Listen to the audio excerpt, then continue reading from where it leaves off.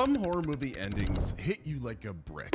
Others wait until you're lying in bed 3 days later to completely ruin your ability to sleep. These are the films that mess with your head, not because of jump scares or gore, but because they make you realize something awful was happening the entire time. You know that one friend who insists on throwing dinner parties even though you'd rather just stay home and watch Netflix? Well, Will from The Invitation is stuck in exactly that kind of gathering. His ex-wife Eden and her new husband David are hosting, and honestly, the vibe is weird from minute one. See, Will and Eden used to be married until their young son died in an accident. Tragic stuff, but now Eden's all glowy and spiritual, talking about this group called The Invitation that helped her work through grief. She's got that unsettling cult member energy where everything's just a little too positive, you know? Like when I meet these people in public, they're a little too positive. Too positive to the point where you kind of want to smack them across the face. Anyways, Will starts noticing things. Doors are getting locked.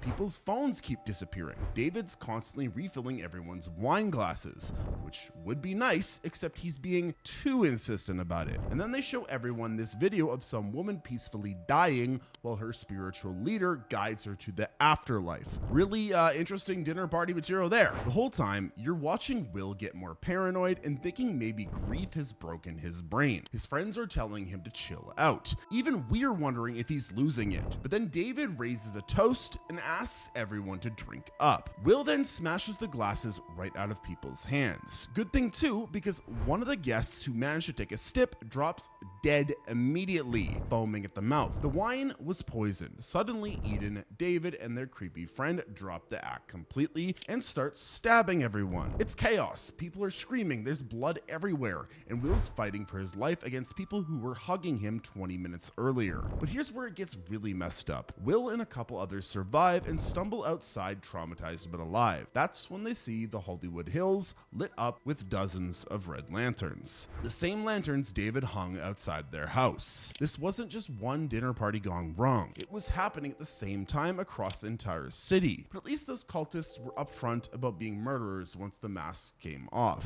Because sometimes the real monsters live in your house and call you daddy. And not in like the way you're thinking, I mean in a very creepy way. Adoption agencies do background checks for good reason. They verify identities, check medical records, make sure prospective parents aren't getting a kid with serious baggage that they can't handle. But apparently nobody told that to the people who handled Esther's case. Kate and John Coleman are still grieving a recent miscarriage when they decide to adopt 9-year-old Esther from a local orphanage. She's this sweet Russian girl who dresses in old-timey clothes and has perfect manners. The kind of kid who says please and thank you and actually means it. Literally dream child material if you're a parent. Except weird stuff starts happening immediately. A classmate gets hurt after bullying Esther. Nothing too suspicious. You know, kids fight, accidents happen. I got beat up all the time as a kid. But then Sister Abigail from the orphanage shows up for a visit and mysteriously dies. Again, could be a coincidence. Old nuns die sometimes. I mean, like, look at them. They're ancient. They're gonna die. Kate's getting paranoid though. She notices Esther never wants anyone seeing her without her usual getup, always wearing long sleeves and ribbons around her wrists and neck. She's being really strange about it with her adoptive parents. Then the real red flag comes when Kate finds photos hidden in Esther's Bible. These aren't kids' drawings or school pictures. They are professional portraits of grown women. And that's when Kate starts digging into Esther's background and discovers something seriously wrong with this adoption. Turns out the Sarne Institute in Estonia has been looking for someone dangerous who escaped from their psychiatric facility. Someone with a very rare hormonal condition that stunts physical growth but leaves mental development completely intact. Esther isn't 9 years old. She's 33. Her real name is Lena Klammer, and she's a violent psychopath who's been pretending to be a child for years. Her whole thing is infiltrating families, trying to seduce the fathers, and when they reject her advances, which they obviously do because she looks like a kid, she then kills everyone. The family ends up fighting for their lives against this tiny adult who's been living in their house and eating at their dinner table.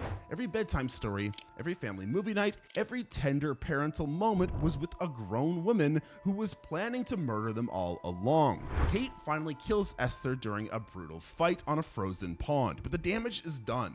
They spent months loving and protecting someone who saw them as nothing but targets. Esther, at the end of the day, was just flesh and blood, because supernatural threats are way worse. Losing a child breaks people in different ways. Some people go to therapy, others throw themselves into work, and some develop what they think are psychic powers. John Baxter went with option 3, which turned out to be a really bad choice. John and his wife Laura are in Venice trying to rebuild their lives after their daughter Christine drowned in a pond back home. Venice is supposed to be romantic and healing, except it's also foggy and creepy and full of narrow alleys where murders happen. Not exactly grief counseling material if you ask me. Laura meets these two old ladies at a restaurant.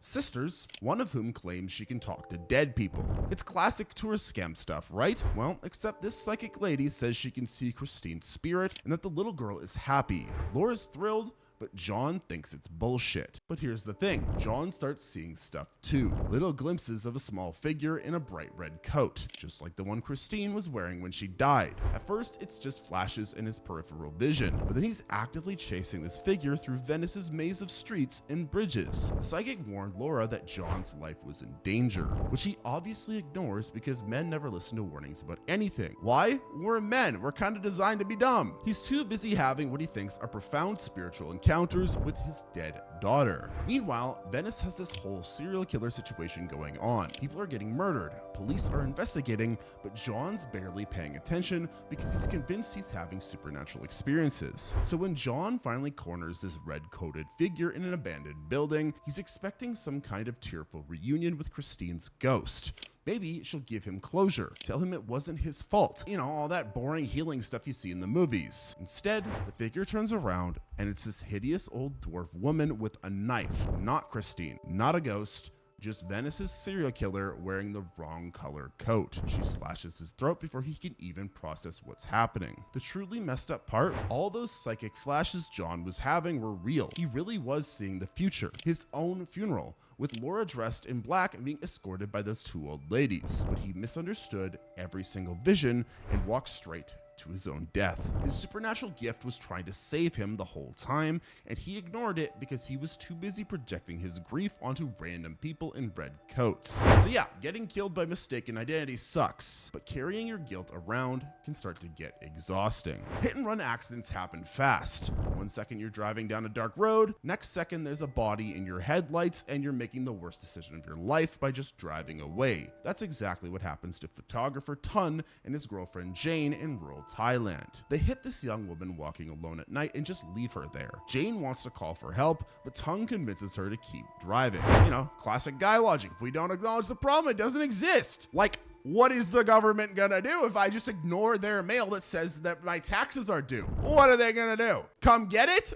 Nope. I'm not responding. Except problems have a way of following you home. Tun starts getting these brutal neck pains that won't go away no matter how many doctors he sees. Plus, his photos are coming out weird, with white smudges, strange shadows, and faces that shouldn't be there. Jane figures out the dead girl was named Natri, and she used to go to college with Tun. Turns out they had history. Tun had been hooking up with Natri, got her all emotionally attached, and then ghosted her completely. You know, real charming gentleman of the year behavior. But it gets worse. While Tun was ignoring Natri, his friends decided to do extremely bad things to her I cannot mention on YouTube. So she ends up making some very serious decisions from the trauma and the shame. So when Tun and Jane ran her down on that road, they weren't just hitting some random pedestrian, they were finishing off someone Tun had already destroyed. Now Natri's ghost is pissed and picking off everyone involved. Tun's friends start dying in mysterious ways while his neck pain gets worse and worse. He's popping painkillers like they're gummy bears and visiting chiropractors, but nothing helps. The doctor visits start getting weird though. Tun keeps weighing way more than he should,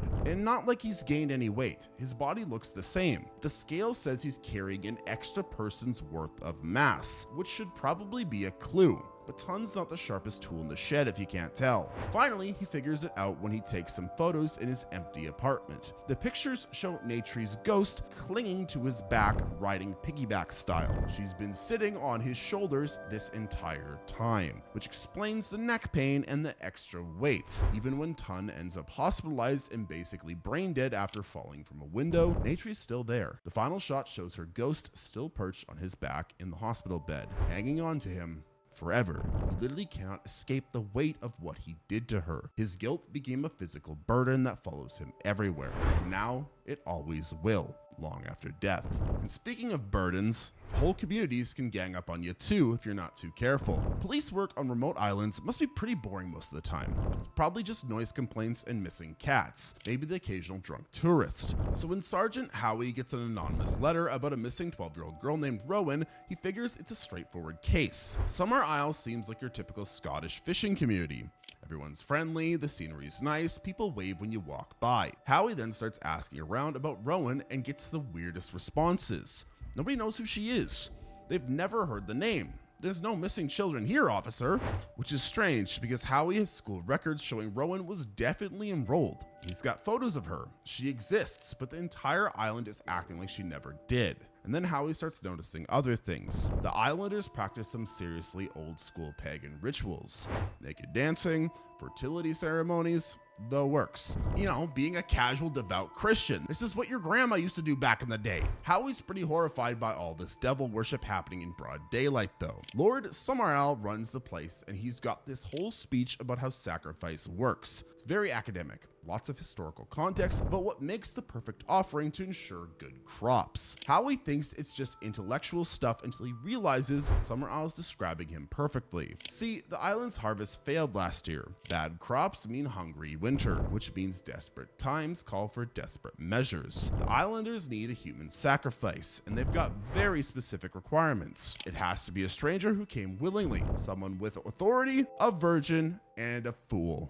Howie checks all the boxes. He's a cop from the mainland who came because of their fake letter. He's unmarried and celibate because of his religious beliefs, which is also what I say to myself. And he's definitely foolish enough to think he's rescuing a little girl when really he's walking into an elaborate trap. The whole community planned this. Every friendly smile, every helpful direction, every concerned citizen act was part of getting Howie exactly where they wanted him. Even little Rowan, who was never actually missing. She helped set him up, but they then burn him alive inside a giant wicker man while singing folk songs and celebrating their upcoming harvest. The last thing Howie sees is an entire community of people who spent days being nice to him, now cheering as he screams. So community betrayal is rough, but betraying yourself without knowing it hits different. Home invasion movies usually follow a simple formula. Bad people break in, good people fight back, someone wins. Pretty straightforward. Red and her family of doppelgangers seem to fit that pattern when they show up to Adelaide's beach house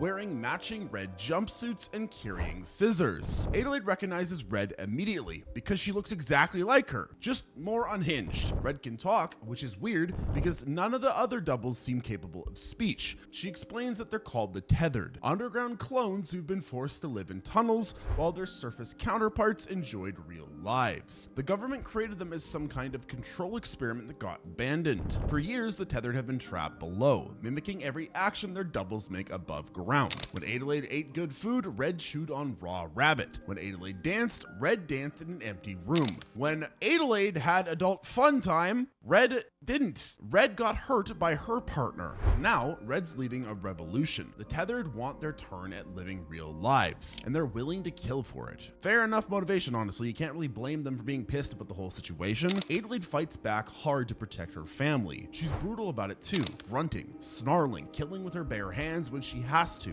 Her survival instincts are basically feral, which seems excessive, but whatever. Mama bear protecting her cubs and all that bullshit. The big fight happens in the underground tunnels where Red's been living. Adelaide manages to kill Red and save her son, but something feels off about the whole encounter. Red seems almost sad, not just angry.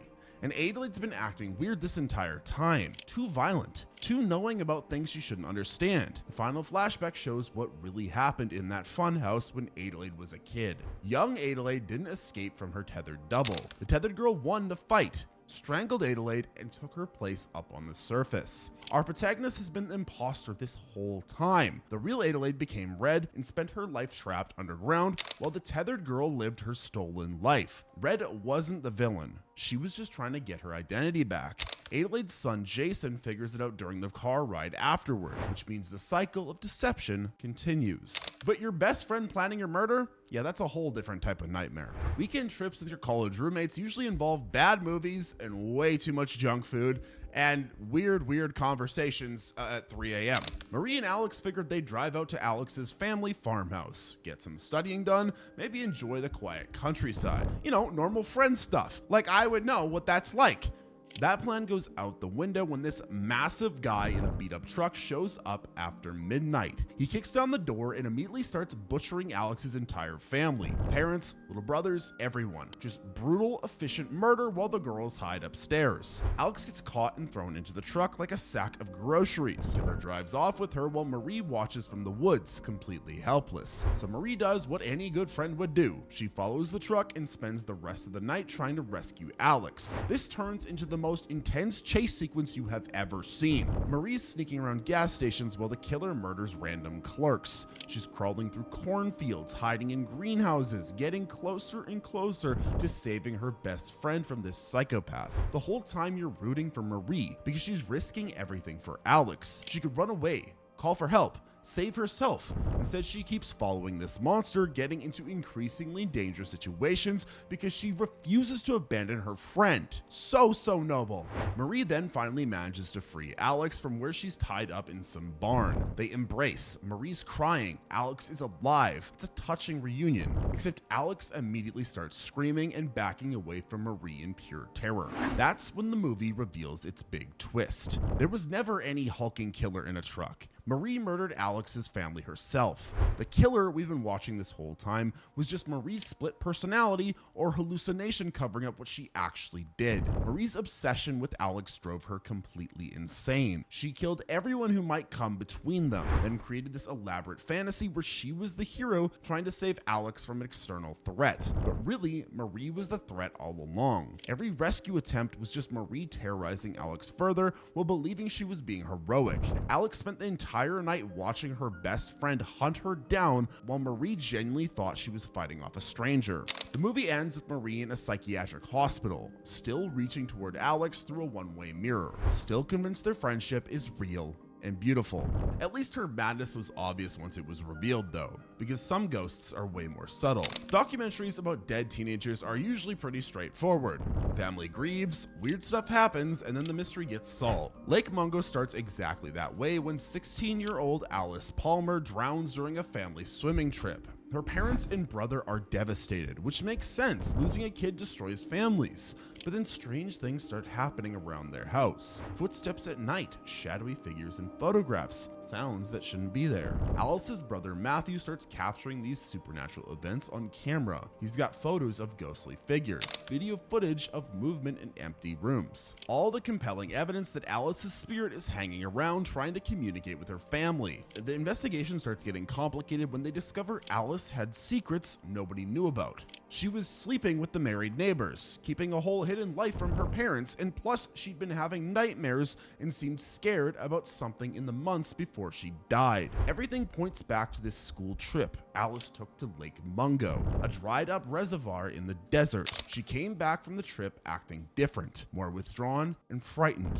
Her friends remember her saying weird things about feeling like something bad was coming for her. When the family finally goes out to Lake Mungo to investigate, they find Alice's cell phone buried in the sand. The footage on it shows exactly why Alice was so scared after that trip. While she was alone at the lake one night, Alice encountered a ghost. Not just any ghost, her own ghost. Not someone else's spirit, but her own future corpse, bloated and waterlogged from drowning. The dead version of Alice approached the living Alice and basically showed her exactly how she was gonna die. So Alice spent her final months knowing her fate was sealed. She'd literally seen her own death and had to live with that knowledge until it happened exactly as predicted. But here's the really messed up part. During the closing credits, the movie shows you photographs from earlier scenes. Except now you can see Alice's actual ghost was there the whole time. Faint, barely visible, but clearly present in the background of family photos and random shots. The Palmer family never actually saw her. All their searching and grieving and hoping for contact,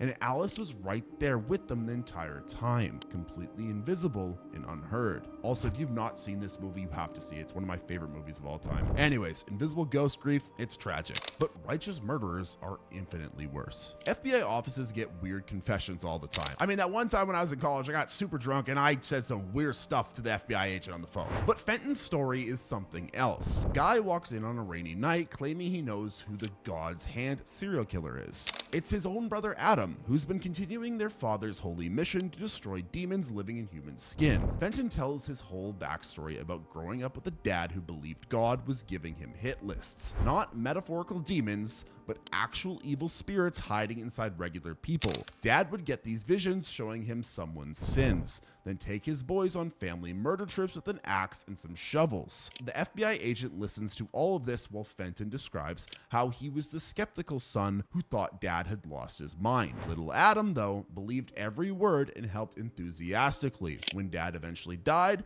Fenton thought the nightmare was over. Wrong. Adam kept running the family business. Now Fenton's ready to end it by leading the FBI to where all the bodies are buried. He drives the agent out to the old family property, telling stories about how Adam's been killing people for years based on Dad's original demon list. They get to the rose garden where the bodies are supposedly hidden. The agent's getting ready to call for backup and excavation teams. The big case is about to break wide open, except there is one problem. The man telling this story isn't actually Fenton. He's Adam, pretending to be his dead brother. And this FBI agent, his name was on Dad's demon list the whole time because he murdered his own mother years ago. Adam then lures the agent down into the family's old storm cellar and kills him there. Turns out the real Fenton became the God's Hand killer out of spite, targeting innocent people instead of the demons Dad wanted dead. So Adam had to kill Fenton too for going off mission.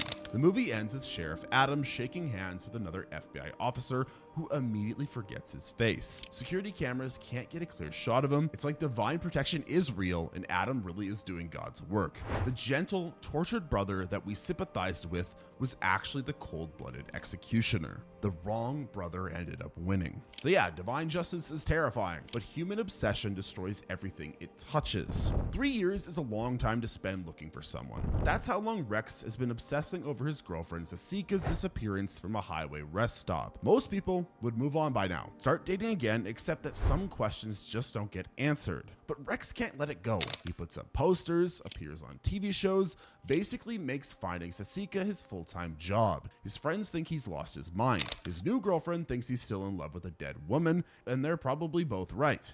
Then this mild-mannered guy named Raymond approaches Rex at a cafe. He's a middle-aged family man, looks like somebody's dad. He says he knows what happened to Zasika and he's willing to tell Rex everything, but there's a catch. Raymond doesn't just want to describe what happened. He wants Rex to experience it firsthand, exactly the way Zasika did. Same fear, same helplessness, same ending. Otherwise, Raymond says, Rex will never truly understand what his girlfriend went through. This should be the part where Rex calls the police or runs away screaming. Instead, he agrees to Raymond's deal.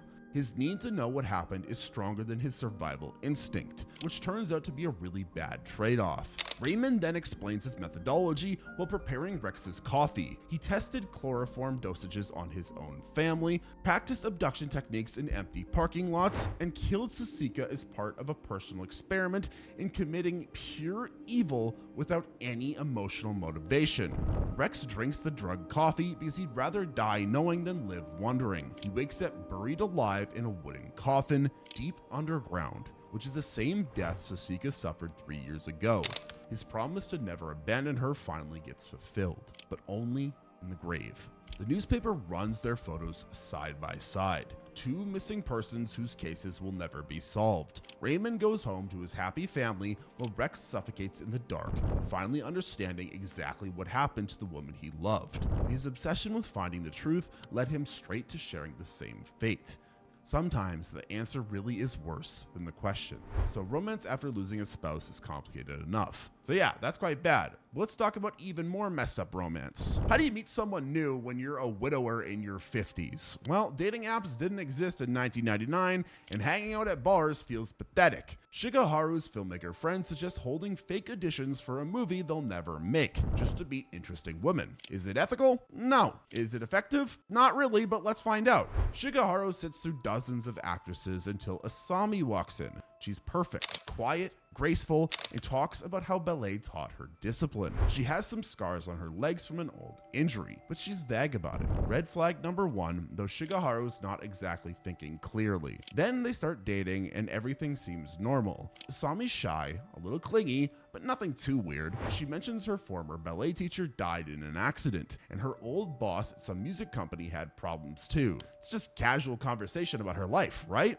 Wrong. Shigeharu's friend starts investigating Asami's background because something feels off. The music company burned down with the owner inside. The ballet teacher found dismembered. Every reference on Asami's resume leads to a dead person, usually one who died horribly. But Shigeharu's already falling for her, so when Asami suddenly disappears after they spent a romantic weekend together, he's devastated. He starts searching everywhere, calling her number, basically acting like every clingy ex-boyfriend who can't take a hint. Big mistake. Asami doesn't like being chased or questioned. She prefers men who stay exactly where she puts them. She drugs Shigeharu's drink during their next meeting, and he wakes up paralyzed in his own apartment. Can't move, can't speak, but he can feel everything. And Asami's there with a bag full of needles, looking absolutely delighted to see him awake. What follows is maybe the most disturbing torture scene ever put on film. Asami starts sliding acupuncture needles into Shigeharu's eyes while whispering deeper, deeper in this sickeningly sweet voice. Then she takes out a wire saw and starts removing his foot while giggling about it. Turns out Asami's been doing this to men for years. Her thing is finding lonely guys, getting them dependent on her, then crippling them so they could never leave her. The previous victim she kept in a bag at her apartment was missing fingers, his tongue, and both feet. Shigeharu's son eventually saves him by kicking Asami down the stairs, breaking her neck. But the damage is done, physically and psychologically. Every tender moment they shared was just Asami evaluating how to best destroy him. Literally, how do you ever not have trust issues after going through something like that? Like, it's horrible. Torture from a lover is brutal, but discovering you're actually hunting yourself is worse. Private detective work in the 1950s meant lots of boring cases. Cheating spouses, insurance fraud, missing persons who didn't want to be found. So when this well-dressed guy named Louis Cypher offers Harry Angel a job finding a missing crooner, it seems straightforward enough. Johnny Favorite was this singer who disappeared after the war, and Cypher wants him tracked down. Simple missing persons case. Good money, what could go wrong? Well, turns out Cypher isn't exactly your typical client. The guy's got these weird long fingernails and an unsettling habit of cracking eggs when he talks. Harry starts investigating in New York, but the trail leads to New Orleans, where things get very weird very fast. Everyone connected to Johnny Favorite keeps turning up dead right after Harry talks to them. And these aren't natural deaths either. They're ritualistic murders with occult symbols and missing body parts. Harry's also having these brutal headaches and disturbing visions of bloody rituals, probably stress on the case, right? Except the visions keep getting more vivid and specific. He's seeing himself participating in some kind of satanic ceremony involving a soldier's murder. The deeper Harry digs, the clearer it becomes that Johnny Favorite made a deal with the devil for fame and success. When his time came due, Johnny tried to cheat by murdering a soldier and stealing his identity through some horrific ritual.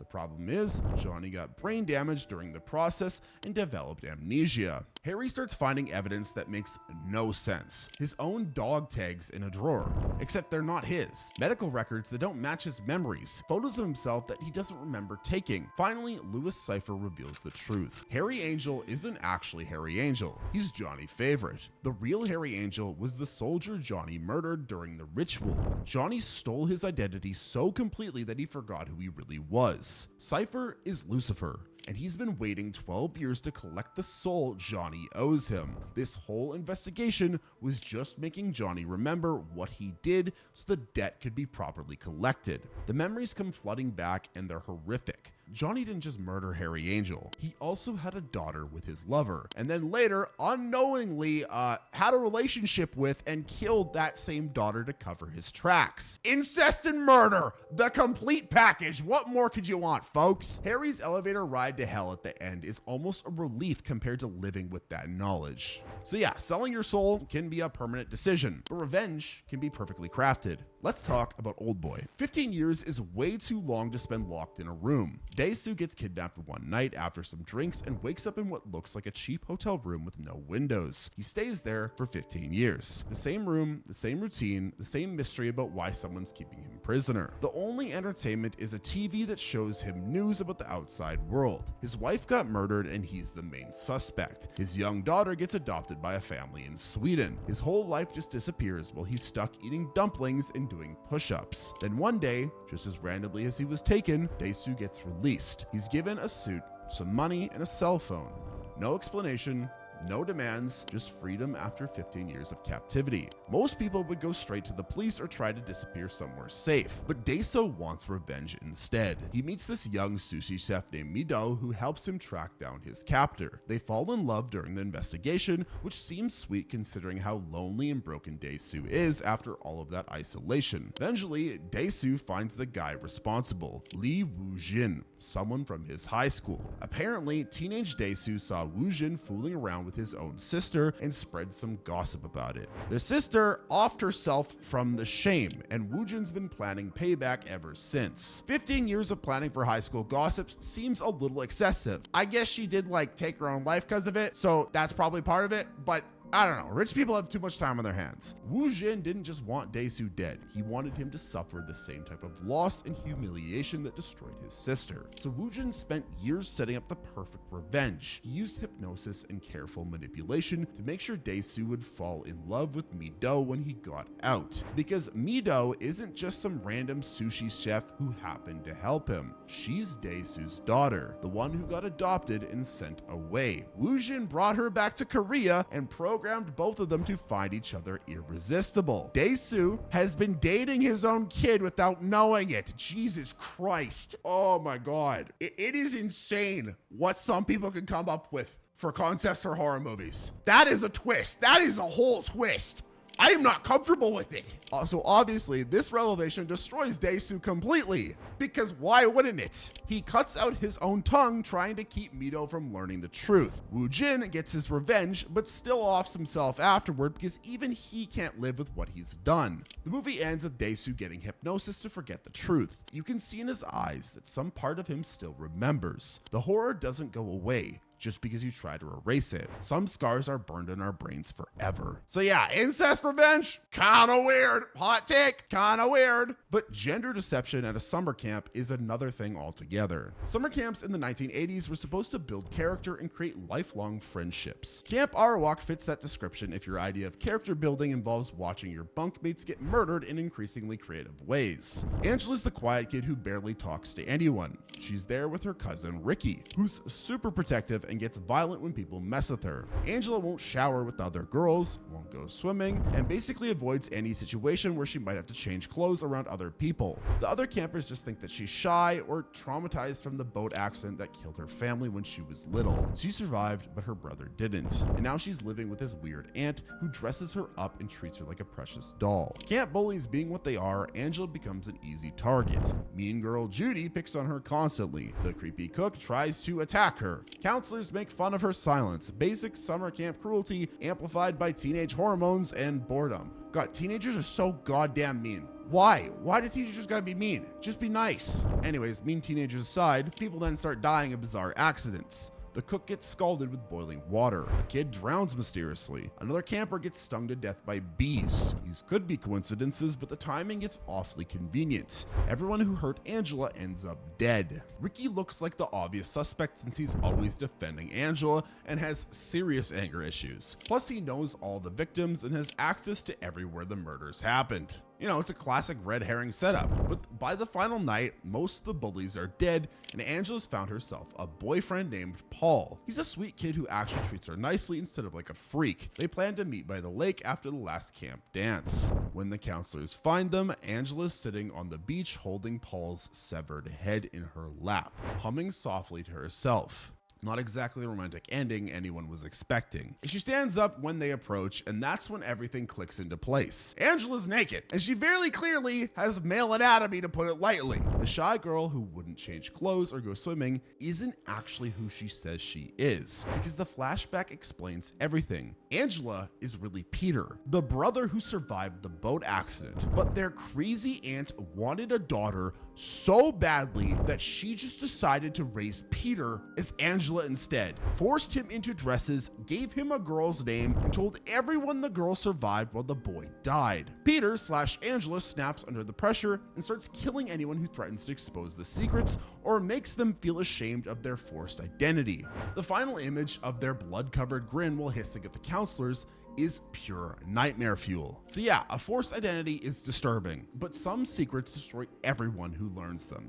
There are things human beings aren't supposed to know. Not government secrets or celebrity gossip, but fundamental truths about existence that would break your brain if you learned them. The secret society and MARTYRS spent decades trying to discover one of these truths, and their methods were exactly as horrible as you'd expect. Lucy and Anna are childhood friends dealing with trauma from Lucy's escape from a torture dungeon when she was young. Lucy's convinced she knows which family was responsible and decides to get revenge by killing them all. Turns out, she's right. Anna finds evidence in their basement that proves these people were part of something much bigger. The organization calls itself a philosophical research group, but their actual work involves torturing people to the edge of death. They believe extreme suffering can create martyrs, people who glimpse the afterlife before dying and can report back about what they saw. This isn't random sadism. These people are wealthy, educated, and methodical. They've been doing this for generations, carefully documenting their experiments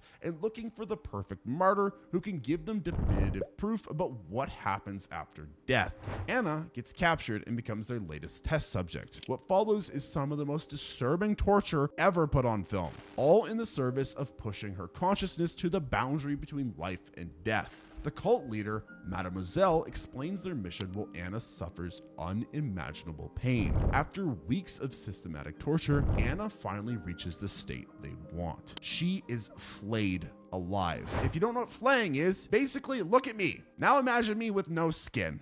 That's flayed. So she's flayed, barely conscious, hovering between life and death, and then in this transcendent moment, she whispers something to Mademoiselle about what she's seen in the afterlife. The cult members then gather eagerly to hear the revelation they've spent decades working towards. Mademoiselle walks out to address them, and without a word of explanation, she puts a gun to her head and pulls the trigger. Her last instruction to the followers: keep doubting. Anna either saw nothing after death, making all of their torture pointless, or she witnessed something so awful that Mademoiselle chose to take that secret to the grave. The cult members are left exactly where they started, not knowing what comes after death, but now they can't even stop their experiments because doubt is all they have left. Every victim they tortured, every life they destroyed, was all for knowledge that was either non-existent or too terrible to bear. So there you have it, a bunch of movies that prove the real horror happens after the credits roll. When you're lying awake at 3 a.m. realizing how much worse everything actually was. Because these movies, they don't just scare you when you're watching them. They scare you long into the future and they make you think about it afterwards. If you enjoyed this video, make sure to like this video, give the video some hype. It's a new YouTube feature which helps smaller creators like me get seen more. And also subscribe to the channel for more videos just like this. If you want to watch another one of my videos, click the video on screen now.